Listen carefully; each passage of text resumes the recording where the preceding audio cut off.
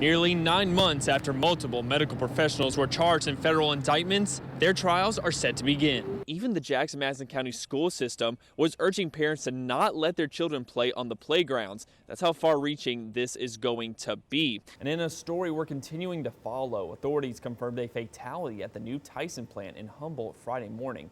And let's be honest, 2020 has been far from sweet, but just like the year, Reese's is getting a little salty now too. Good morning, West Tennessee, and thank you so much for waking up with us. I'm Clint Eiland. It is 6 a.m. on a cold, chilly, whatever you want to call it, Saturday morning.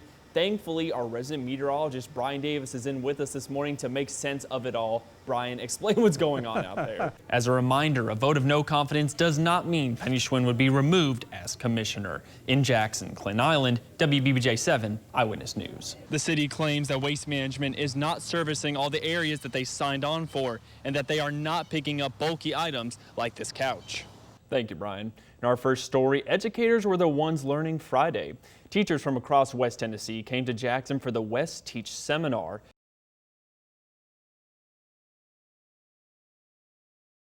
The National Weather Service confirmed an EF2 tornado swept through parts of Carroll County Monday night. Officials in the county say the storm did over $1 million worth of damage to homes. An estimate of 46 structures, that's homes that have been damaged. Most of the damage came in the northern part of the county, as shown by this map. One of the worst hit areas was Barron Springs Church Road, just north of Huntingdon. The storm actually started on the west side of the county and pretty much traveled across the northern part of the county, all the way from the Gibson to the Benton County line. Officials say they're still not sure how many are without power, and they have crews determining that number now. Highway 22 in McKenzie had power lines down, and officials say those will still be down for a few more days. It's going to take a while. That's having to be done by someone other than our local electric department. Steve Jackson is one of the people with damage from the tornado. He was home with his wife and their 2 dogs when the tornado hit, leveling his house. I'm not going to say I'm not scared of them, but I don't get up and run every time I hear one's coming, but I may start. This is the only room in the house that still has the roof above it. Steve Jackson says he was actually sleeping in here when his wife ran in and told him there's a storm coming.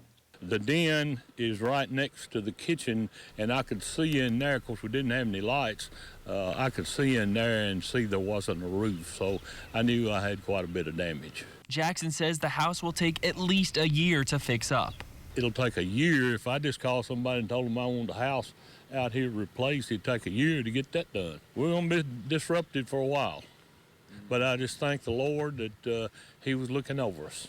In Carroll County, Clint Eiland, WBBJ 7 Eyewitness News.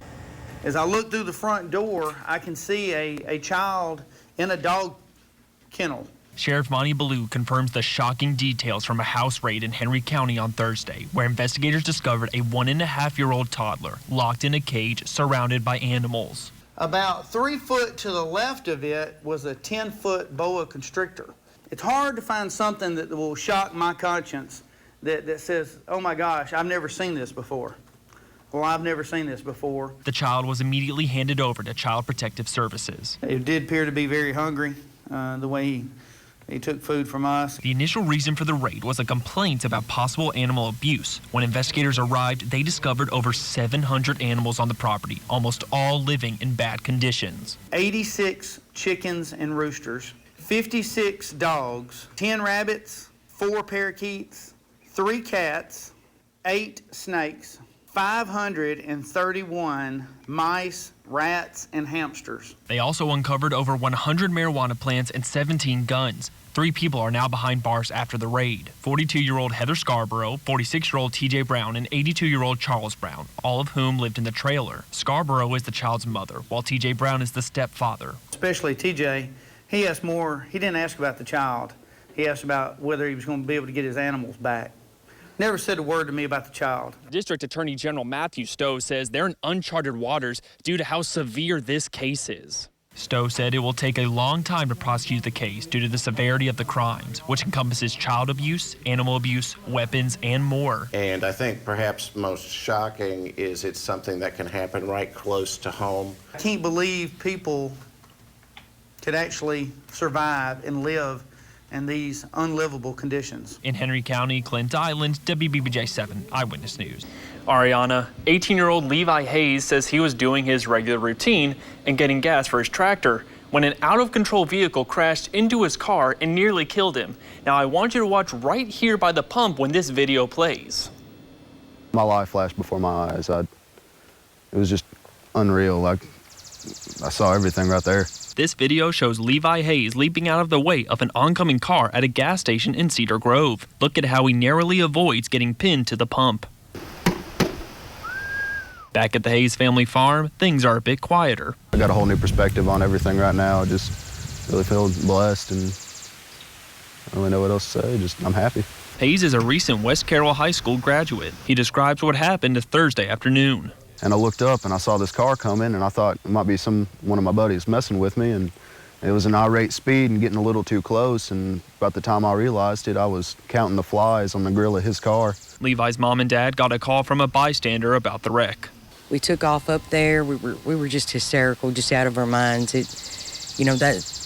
That's our baby. Showed up hysterically crying and just trying to assess everything and just making sure I was all right. And things can be replaced, but people can't. His parents drove him to the hospital as a precaution. Miraculously, his only injury is a scratched leg. Levi and his mom have different reactions to the video, which has received more than 40,000 views on Facebook. My heart just fell to the ground. It just blew me away. I thought it looked a lot cooler in my mind than it did on the video, but that's how things go. Like her son, Jeannie Hayes has a new outlook on life. Yeah, most definitely. Appreciate each other a whole lot more. Life in general. The Hayes family says they appreciate those who were on the scene after the crash, making sure everyone was okay.